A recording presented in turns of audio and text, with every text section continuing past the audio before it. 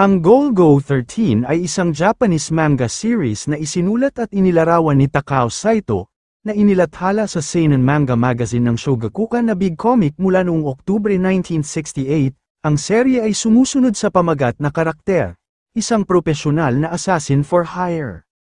Golgo 13 ay hindi niya tunay na pangalan, at muli, hindi rin si Duke Togo, Tadashi Togo, o anumang bilang ng mga alias na kanyang dinaraanan, isang taong misteryoso, kahit na ang pinakakilalang mga ahensya ng panektik sa mundo ay hindi matukoy kung sino talaga si Goal, o kung saan siya nanggaling, ngunit lahat ay sumasang-ayon na ang kanyang mga kasanayan ay walang kulang sa maalamat.